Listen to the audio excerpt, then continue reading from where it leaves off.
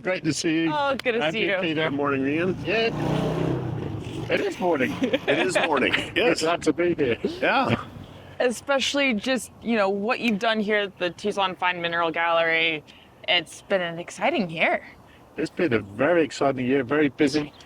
We had our first year last year, and this is our second year, and we've extended the gallery, and I can't wait to show you what we've been doing. Yeah. Well, we want to see it, but we're standing out here in front of the cactus because, as you're saying, half the people or more who come here take their picture in front of this magnificent saguaro, which is so emblematic of the Sonoran Desert. Yeah, for those of you that live in Tucson and around, you're used to these things, but the Europeans and all the Asians, we have crowds of people stood here taking photos every day. It's been fun. And it's not just the saguaro, it's some of these other cactus, and you get the oddballs, you get the ones that you would expect, similar to just fine things similar to what you guys have going on in the gallery. And great copper-rich boulders from one of the Arizona copper mines. Yeah, you need those. So This is welcome to Arizona. All right. Well, should we see what's going on in the gallery? What's going on in the gallery? So one of my favorite parts of what you've done in the gallery this year is really creating a space for the community to come together. Yeah, it's very important to try and get all the community together, just like Tucson used to be. We lost it for some years, and now we're trying to recreate a nice social scene for all the mineral collectors and the museums, and it's been a great year. We've had great events, and we'll have a look at those in a minute. Yeah, and of course you're also... So back up just a little bit, Lauren. So you got to be right up against the wall. So. And you've really been embracing the YM, the young mineral collectors and taking advantage of some of the, not taking advantage, but providing a space for artists to really stretch out, for you to put events together so people can talk and share, and it's been a lot of fun. It's been a lot of fun, that's for sure. And so these are Tema Hidiguchi's wings, I assume. Yes, and you've got the fluorite twins. Yeah, she designed this for us, and thank you, Tama. You're amazing. Only you could come up with this, and thanks to Brian for getting it organised to go here. This worked out really well. Yeah. It's probably at least as photographed as the cactus. It is. Okay, well, let's go inside. Yeah, so you can see this year we've got lots of new dealers here Oh, yeah.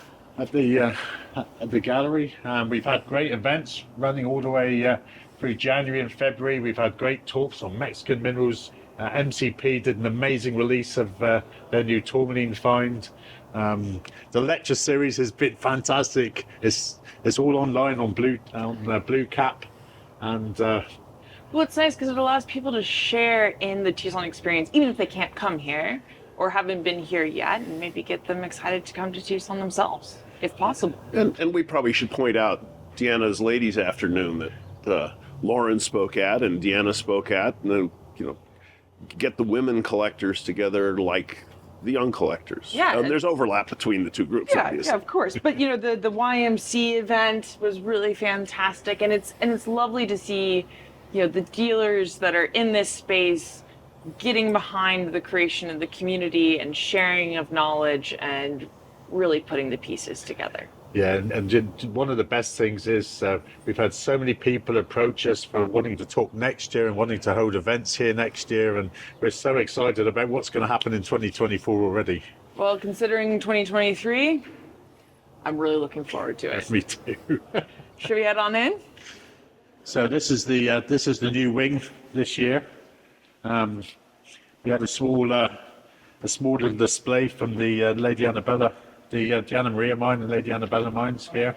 This was a new find that happened late last year at the Druzy Dream Pocket actually in Rogerley. These were Rogerley. Really? And, yeah, it's something new. We'd never seen it before. Druzy quartz coating. The little added sparkle contrast, something new and special. Yeah. So these have been very popular. And of course, Deanna's amazing jewelry series that she's been putting together. Gosh, I love this stuff. Yeah, it's been extremely popular. Well, if you buy a big mineral specimen and you want someone at home to feel included in the Tucson experience, it's a great way to do that. Yep, yep. All Go right. and have a look at the new wing. So this year we have Walensky, Exquisite Minerals, MCP from Milan. We have Scott Rudo, the Moonsteiners with the amazing cut gemstones from Ida Oberstein, and Daniel with his amazing pyrites and high quality minerals. He's been very busy.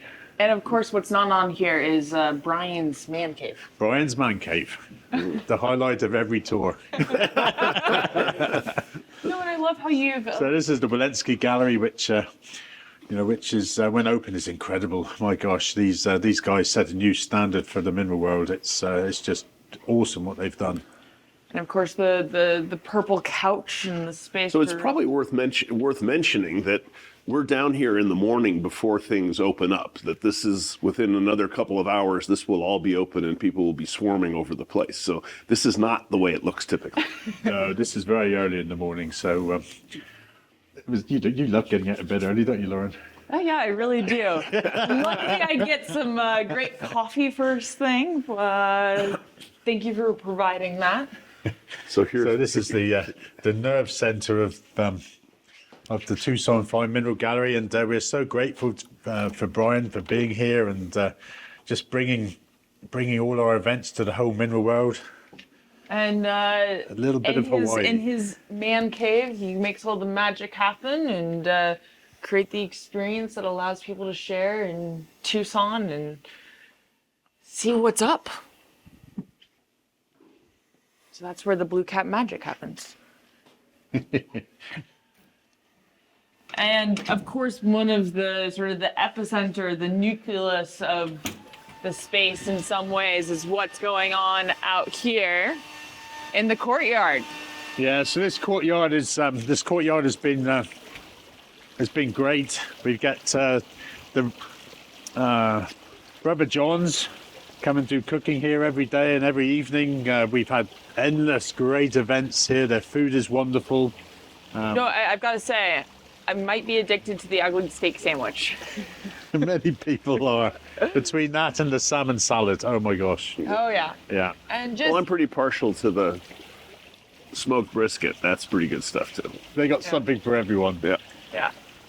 No, great spot putting it all together and creating a place for people to talk and share, and especially share the mineral specimens that they're either considering or have acquired and finally splurged on, and creating that environment that I think a lot of people were missing.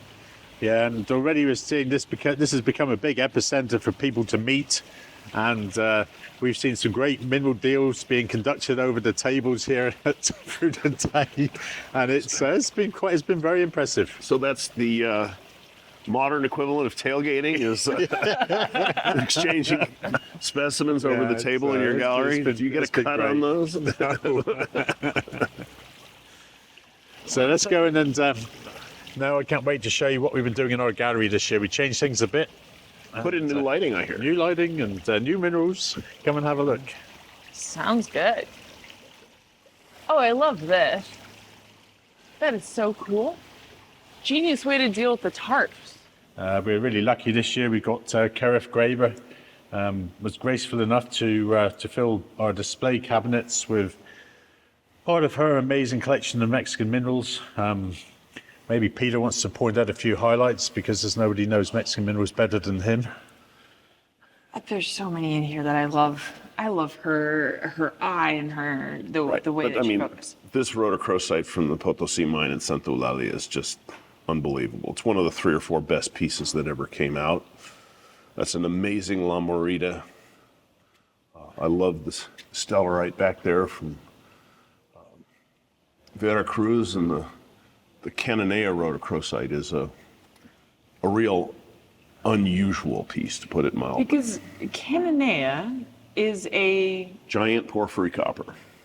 And yet you've got rhodochrosite coming out. But Cananea has all kinds of interesting things around it. So it's got breccia pipes and scarn zones and things like that. And so those didn't come out of the main porphyry itself. They came out of one of the breccias. Okay. And I got to Look point it at out. the gold. You know, this crystallized Yeah, gold from from Baja. Mexico this is outstanding. I love the flow on this thing. This little gold specimen. And I've got to point out that Legrandite, just the perfect fluorite perched at the top of the matrix. Yeah, Curve has a great eye. So these were her reds and oranges and yellows, and then she moved to purples and a few of the black uglies, as she calls them, and you know, some of Curve's black uglies, the silver minerals, are really quite impressive. And the mangan and both of the adamites, the manganese adamites, and this lovely fire opal with the floating fire in the middle of it from Querétaro. And you can't not pay attention to that gypsum from The corkscrew. Yeah, I mean, that is just, Yeah, that's, It really looks like a rattlesnake coiled up and ready to go. that's beautiful. Just great eye, and little guy's so cute. and the big amethyst plate. Kareth normally sticks with small cabinets down to miniatures, but the big plate she put in there because Miguel Romero gave her that. Really? Yep. Wow. And then we move on to the blues and Greens and the specimen that I want the most out of Kareth's collection, which is that lime green Smithsonite stalactite from Santa Eulalia. I drooled over that since the first moment I saw it. and The arson disclosite, yeah, but there were more than 5 of those. And there were not more than 5 of those Smithsonites. Yeah, and the little scorodite's no slouch. Nope. No. That's a lovely thing. No, and this calcite from San Martin is almost Cumberland-esque. Yep. There's another 50-cent word for early in the morning. And a very famous specimen of hers, the ice cream cone, the azurite and malachite pseudomorph after azurite with quartz on top from Concepcion del Oro, just to the right of the brilliant blue Bocona mine. Yeah, wonderful things. Morphite. Wonderful things. So a collection like this that was built up over decades of fine taste and scoring mineral shows, and she's put together something very special. Yep. And again, as we were talking about on the floor of the show, it's the time component to build a good collection. That you can't do it overnight. It takes time to select the best pieces. And to have access to them as they're coming out, so you can get the pick at the pocket. It's wonderful. Well, you just have to come to Tucson every year for your whole life, and you can do it. There you go. Well, should we see what you guys have over at Crystal Classics? I created here something that I guess you could say is reminiscent of the many museum galleries of the 19th century in all throughout Europe. And these cases, for instance, these were actually made for James Gregory, the famous English mineral dealer back in the late 1800s. And somewhere I have a picture of these actually in London being used in the mineral store back in the early 1900s, full of minerals. And you look at the photos and you think, oh, that looks good. That looks. You can't imagine the amount of great minerals that have been in these cases over the last century or so. And I love the juxtaposition between, something with such deep history with new specimens that are just coming out of, a district that this family loves. And actually good enough lighting that you can actually see the specimens, because back in the 1880s, the lighting would have been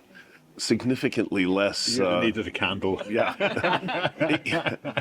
And even that wouldn't have helped much. Yeah. And of course, you're missing the dust, And the dust. that those outfits would have had. You would have seen these when they were being used in the 80s, probably, Yeah. with Gregory Bodley Lloyd. Yep. Yeah.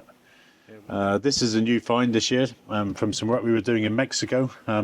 Maybe you can tell us about this location better than I can, Peter.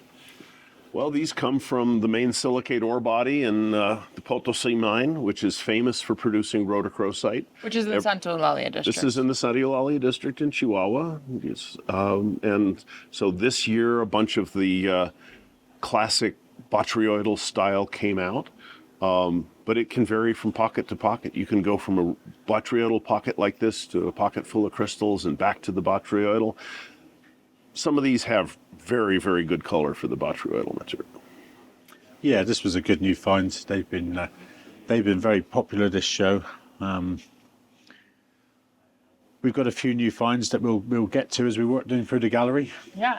And what I really love is these little vignettes of groupings that you've put together. You go from that rhodochrosite to this rhodochrosite, and you can sort of, I don't want to say ping pong your way through the room, but you're always going to find something interesting that maybe you missed the last time you went through. Yep.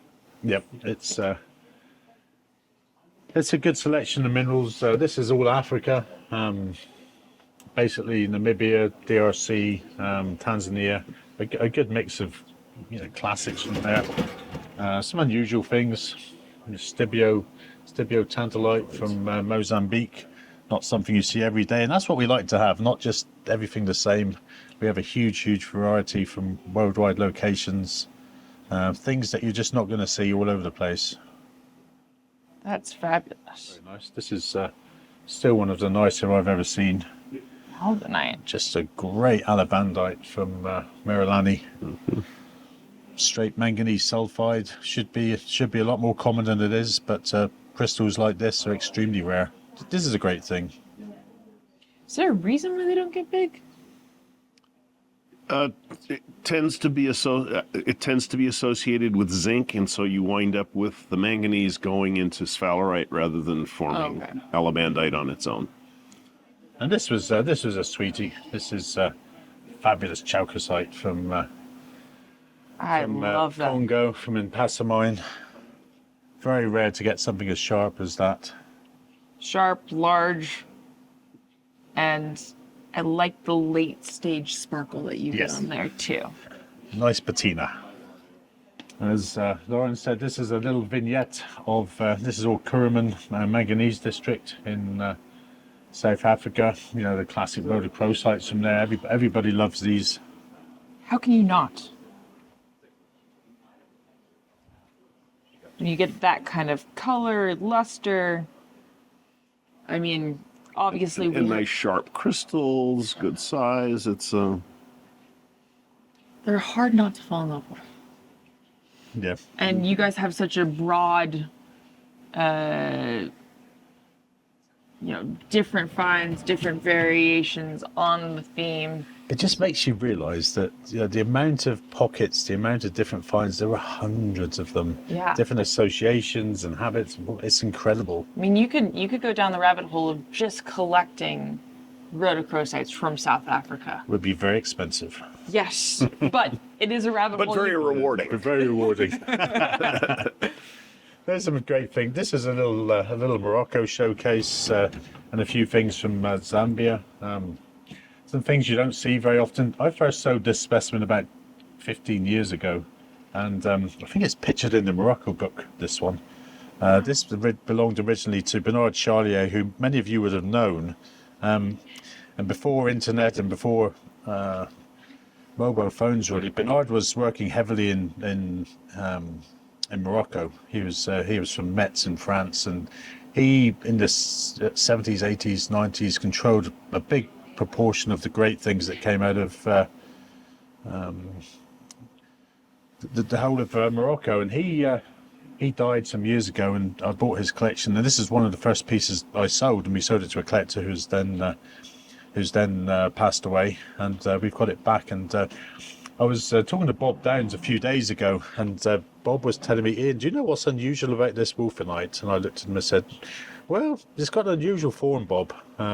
Is it some sort of epitaxial growth or what is it? So Bob started giving me a lecture about why it's so unusual. And this is a very rare form of wolfenite. It's not twinned. So most of the wolfenites are twinned. Most of the standard wolfenites you see are twinned. These are single crystals, which is, according to Bob, very rare. Interesting.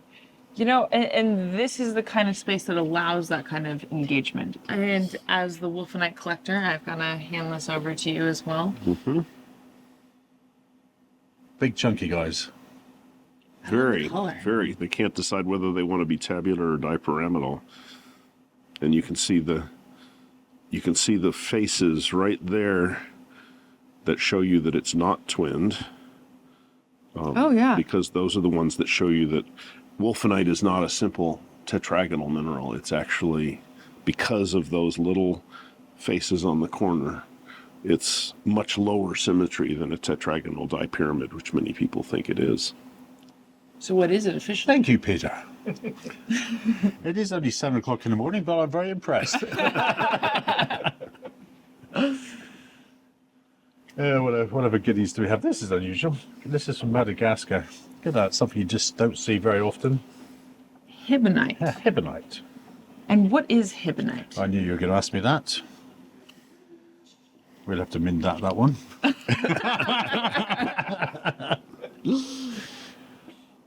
It looks igneous, just based on the matrix. Yeah, or rare earth maybe. Some sort of rare earth. So Sometimes those like to go the together. two would not necessarily be mutually exclusive. True. And I've got to point out that totally bizarre thing over there in the corner. Yeah, I picked this up when I was in Africa straight after the Munich show, and I picked it up and it was really dirty, and I thought, that's not malachite. I was delighted to see it was a great pseudo Malachite. Yeah, I've never seen anything quite like that. That's just totally bizarre. It It is looks like it bizarre. came from a different planet. Yeah, And the story that it tells is you could get lost in it. I wonder what it overgrew. Because it's clearly, Botryoidal. well, it's clearly a coating over some big sort of snaky and earlier botryoidal things that are gone now. It's an amazing piece. so we've got this labelled malachite pseudomorph after azurite on arsen sumebite pseudomorphing mimetite. And for those of you who did not see Malcolm Southwood's talk on unusual greens here at the gallery this year, do watch it. You know, Malcolm has done a lot of work on the Sumeb minerals over the last few years, and some of his results have really started to cause us to have to relabel all our specimens. So, you know, we don't have just ubiquitous cuproadamite anymore. We now know that it's 99% zinc in the limonite. Yeah. So we've had, thank you, Malcolm, for doing that work. This year he focused on the greens, so the difference between duftite, what is really duftite, what is really conicalcite. Visually, you cannot tell. We have to now relabel all our specimens. Thank you, Malcolm Southwood. And one of the interesting things was he talked about these very early upper oxide zone pseudomorphs after mimetite. Now, typically everybody labels them baeldonite after mimetite, and they're not.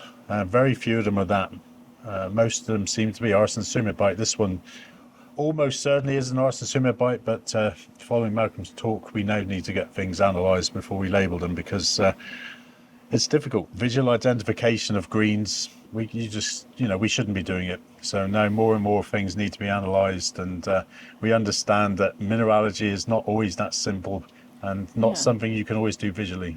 And the fact that you guys have a dedication to making sure that your labels represent, what you're actually putting out there, because it becomes a part of the collective knowledge base, right? We rely so much on the information that we get from labels and trusting them, and not only do you have that on your own labels, but you really capture the provenance and keep those old labels as well, so you can see the story in some ways of increased knowledge about what these green minerals are. Yeah, what they really are. Yeah. It opens a tremendous opportunity. I mean, Brian has room in his man cave. He could buy one of these nice portable Raman spectrometers that are available these days. They're not good for every mineral, but they're pretty good for a lot of minerals, and get them analyzed in real time, because you can do that. It takes 5 minutes to do an analysis with Raman. And so if someone wants to know what it is, you go, zap, here it is. Here's your pattern to go along with it. And you go baeldonite, arsen sumebite, conicalcite, whatever. And Quite clearly, Brian had the choice between putting a small SEM in his room or the fruit machine. the slot machine. So yeah. what did he choose? Well, someone gave him it the to slot machine. As soon as someone gives him a Raman, then that's your job. So I just want to point out one more cool Sumeb thing before we move on from Sumeb. this is something that's quite important. You know, one of the great finds in the Tsumeb mine was the Ludlakite find that's back in quite the a 80s. Ludlakite. And this is quite a Ludlakite because most of the black matrix here in the crystals is Schneiderhonite. And that was the classic find in Tsumeb, the Schneiderhonite together with the Ludlakite. And these are very, very tough to get. And of course, named for Charles Locke Key. Yeah. And I don't remember who the Lud part is. Ludlam is his name, wasn't it? Because Ludlakite is named for a combination of Charles Locke Key and a gentleman named Ludlam, if I'm not mistaken. and possibly there's someone currently screaming at their screen. I'm sure they are saying, I know exactly who that name is. It is 7 o'clock in the morning, Peter. Somewhere. And just a great specimen. Yeah. It's just nice to get something that is different than all the other specimens, and this is just lovely. So this is something that we're always very happy with, is our every mineral showroom should have one of these. A pub. A good English bar. We have our own pub. This is the best free pub in Tucson. You just need, cask-conditioned ales that you can pump out for us. And where's the dartboard? We have those in the courtyard. So Yes, yes. this is a new find. This is the diopside with on graphite from Merilani, like the alabandite. So these came out a few months ago. Great color. Great color, I yeah. love that green. Yeah. I mean, typically they're Just dark, and this is just vivid. It is. It's beautiful. And I love how you're setting everyone up to be able to acquire specimens so that they're prepared for the theme of pegmatite next year, and beautiful. But this is a scarn. This is the scar. Mm-hmm. Wow. I mean, yes, it's It's It's 7 it's o'clock in the beautiful morning. gem crystals around it. And they are beautiful gem crystals, but they are from a scarn rather than. well, I just love the father-daughter banter. It's not often Peter gets one up on Lauren, but he's feeling really pleased with himself right now. well, the rest, a large percentage of the rest of the gem minerals down here are pegmatite. Absolutely. And Lauren's already plotting her revenge. So. Yes. I'll be looking for it. Yeah. So these are this is one of our little splashes of tourmaline here. We've been doing a lot of work in Brazil over the last few years, with some great success, may I add. We've done a lot of work in around the Coronel Murta area, and the Arakanga mine. We've had some super new finds. You remember these, Lauren? This is your famous COVID Hot pink pocket. Yeah. I love these things. Oh, they've been so popular. I wish we had more, but they've gone down as one of the big classic pockets of tourmaline. We get asked for them all the time, and we don't have many left now. But the discoloration is just fantastic. Ah, how can you not love it? Yeah, they're just so beautiful. This is one of the new pockets from Arakanga. So great combinations. I love the you got the blue cap, but you can also see that the phantom or the zonation there, and then you've got the last stage, which is this nice little bubblegum pink that just finishes it off. Yeah, they're beautiful. Yeah, so Brazil's been very big with, very busy with tourmalines. We've picked up a couple of very good gem collections in Europe. So again, really nice selection of gem minerals. I'm not seeing any skarn minerals there, but so these are maybe one, but mainly two, maybe two. There you go. But mainly pegmatites. I'm never gonna live this one down, am I? Yeah. Fantastic. So towards the end of last year, we bought a very nice collection of fluorites down in Oviedo in northern Spain. So I travelled down there and I met with A guy who's a really nice family, and his father was one of the mining engineers at La Collada mine in the 70s, and then he became the engineer. So there's a two-generation engineer family at the La Collada mine in northern Spain, and they collected some of the nicest fluorites from the Josefa.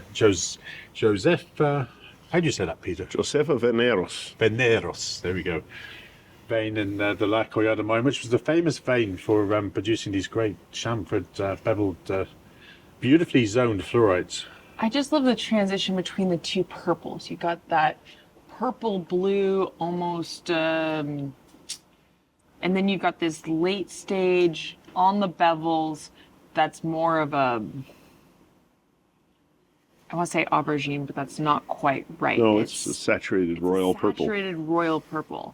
And it's just the contrast, the luster, and then that transition And the on the textural bevel. difference between the Yeah. bevels with the sort of hackly surface and then the sharp, smooth faces for the rest of the crystal. They're lovely things. Makes it something special.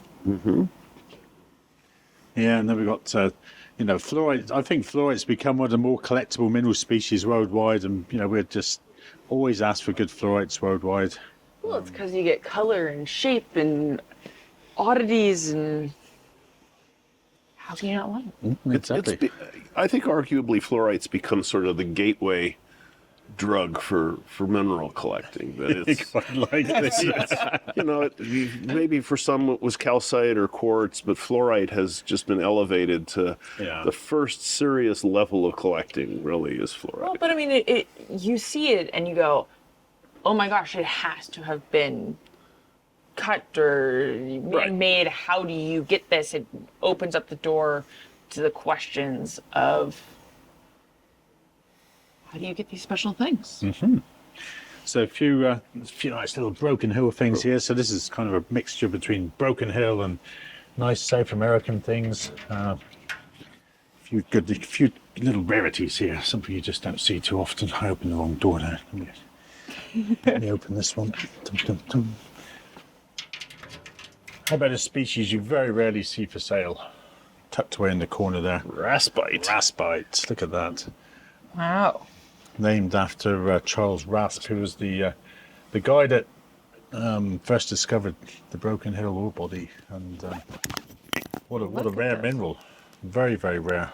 And the fact that you get these highly lustrous, doubly terminated crystals in this perfect little vug. Has Raspite been found in Mexico? I do not believe so. I'm not sure raspite's been found much of anywhere other than Broken Hill. Yeah, what is it? Lead tungstate? We're gonna have to call it on Mindat. Yeah. Yeah, Lovely thing. that's a nice thing. Very rarely do we have one of those. So that's a nice Broken Hill rarity. Stosite's very common from many places, but from Broken Hill there, it's one of the classic minerals there. Again, found quite near the top of the ore body in the oxide zone, and very few of them survived really. I love the color Yeah. and the luster that you get out of these things.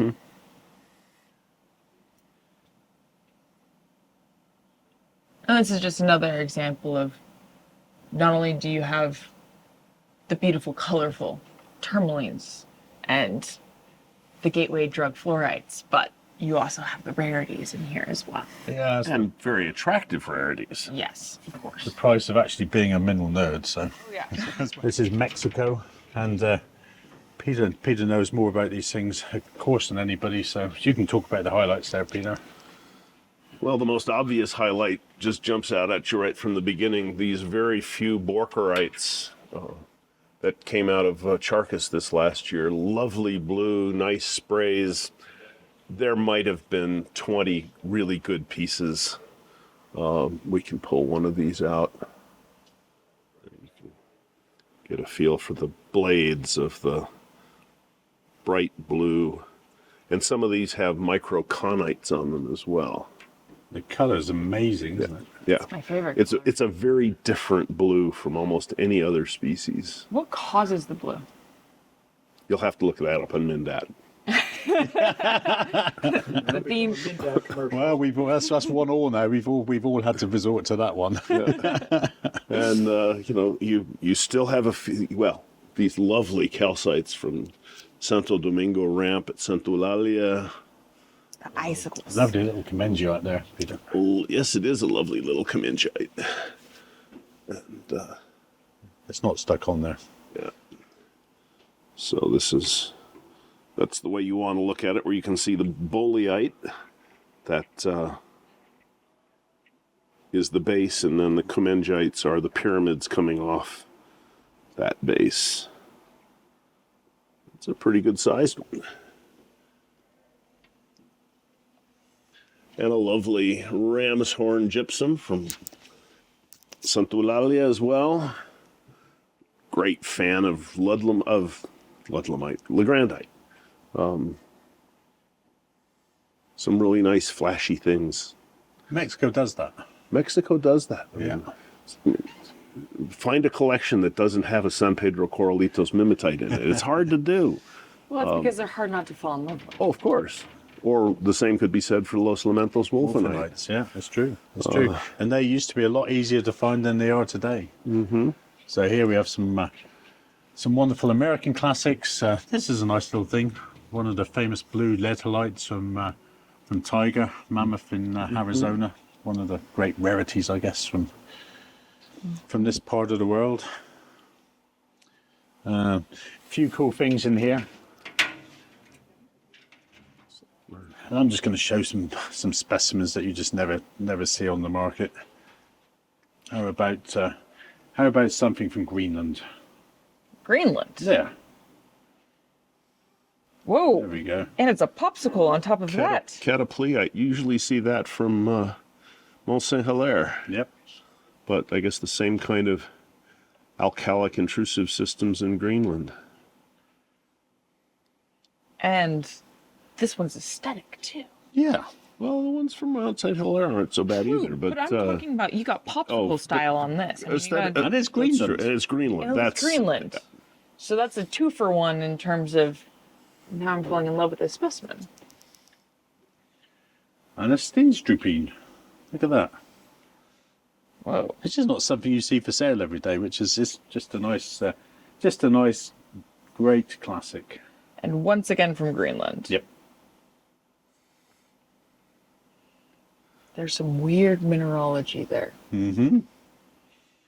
And this is perhaps the best known mineral occurrence out of Greenland. The famous cryolites that were they the 70s they came out, Peter, or before? I'm not gonna stick my neck out on that, but they came out a long time ago. Those are huge crystals. We'll look it up on Minda. Amazing. Yeah, they're really, to actually get really nice crystals that were in a cavity. This is rare. That's perhaps the nicest one we've ever had. And once again, Greenland. A real collector's collection piece. Yeah. That's the sort of minerals we like. And then the spectacular Jeffrey Vesuvianite with the luscious purple color. Pow! Do we call that fuchsia or do we call that magenta? What you told me yesterday was that a man can't make that decision. It takes a woman to make that call. So it's up to you. We'll go with magenta today. Okay. I love it.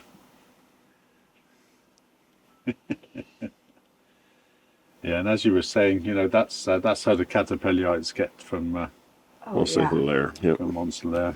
Look at that. Special specimens. Very, very different scale than Greenland, but yeah. So that's Great that, case. little case. Now we're going to move to some European classics, which, of course, we're really well known for. Well, you do have some proximity to Europe, and bringing these to the U.S. must be an entertaining endeavor. That crostodite is rather lovely. It is. This is something that, Beautiful again, setup. something very, very rare. A very nice constodite, display quality constodite, which is almost impossible to get. Very old from Romania. Good luster, nice setup. Mm-hmm. Gotta love it. Yeah, it's full of classics here. Look at that for a treasure. Pyrosmalsite from Sweden. Yeah, yeah, it's one of the great Swedish classics, and from Nordmark. Almost impossible to get a good one, but this is this is one of the nicest we've ever had in 30 years of dealing. Great big crystals. And we're going to stick with the rarities today. Look at this. This is something you're never going to see. Not of this quality. Fine Mineral from Langbon. Phenomenite, yeah. It's Phenomenite. Okay. And what's the situation geologically at Langbon?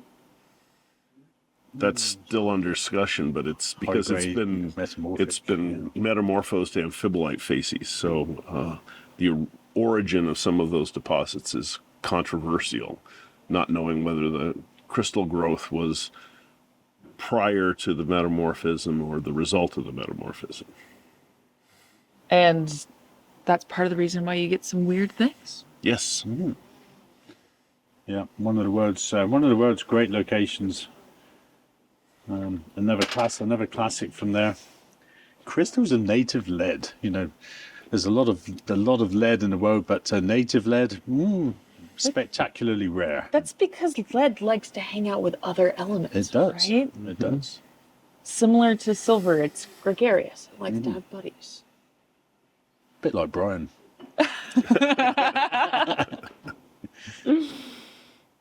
Lovely thing. Here, let me see that. Okay. Yeah, you feel the weight of it. Just solid lead. Mm-hmm. Nice hopper crystals. Yep. Remarkable piece. Some of the, really the only good crystallized leads in the world come from there.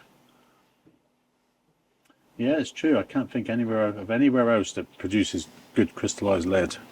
It's like you said, it's a fairly unique geological setting there. More great classics, European pyromorphites. So what happens when lead's hanging out with other things? This is exactly what happens. So you got French and German and Spanish all hanging out together here, and for one species, what a variety of habits and colors and associations. It's And being able to see them all in one space, showing off how dynamic pyromorphite is. And a lot of people collect pyromorphite. It's a good representation of the people hanging out in your courtyard in the evening. It includes French and Spanish and Germans, and everybody having a good time. It's true. Yeah. Now we might shoot over to this. This case has been extremely popular. This show. Easy to see why. Yeah. This is one of our gold cases, and a lot of gold collectors out there. And from all over. Round Mountain, New South Wales, Russia, Victoria, Russia, Romania, Australia, Venezuela. Yeah, If it Argentina, Bolivia. There's gold pops up all over the place, but the crystals are pretty rare. So I think right now America's still pretty way up there when it comes to fine crystallized golds. Norway. Oh, yeah. Argentina, Canada. This was a great new find from the Folsom Mining District in near Sacramento. Yeah. This was a small little patch of crystallized gold that was found last year in limonite. Very, very pretty things. Nice contrast, nicely crystallized. Always nice to find a new gold locality. A new patch. Yeah. And of course, Silver minerals. which Mainly silver minerals, yeah. maybe people in this group have a certain level of attraction to. Oh, I love that Czech Republic silver. That is lovely. Yeah, there's some super things here. Stephanides and Proustides and Paragerides. That's a great case. One of my favorites, the Galena pseudomorphs after pyromorphite from Germany. Those are wonderful things. Always one of the Hard to get really good ones anymore. One of the big classics, yeah. Mm-hmm. And this is something we haven't done for a long time. This is our bookcase, and we do a lot of antique books. Very nice original Howie here.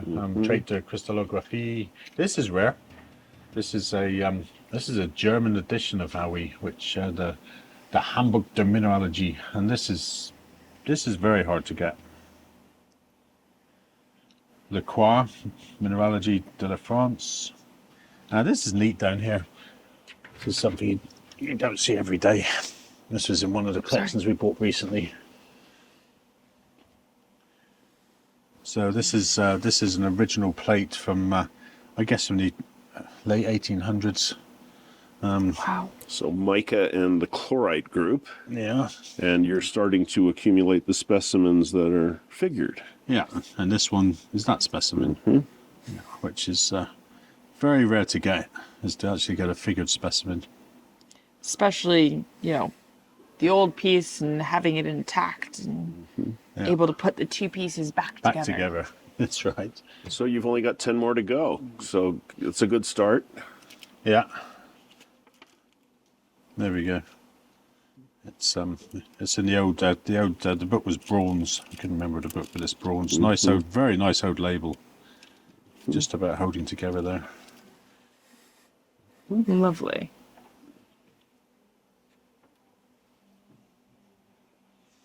Yeah, and then our last case here is good old England. So we've got a good smattering of good English classics there. This is a nice little Hilton. Hiltons are always extremely popular. This one's exquisitely gemmy. Oh, exquisitely gemmy, and I love the elongate crystals sitting there. Yeah. That's a wonderful little piece. Great color, gemmy. Group of twins. Perfectly sits up. Very hard to get.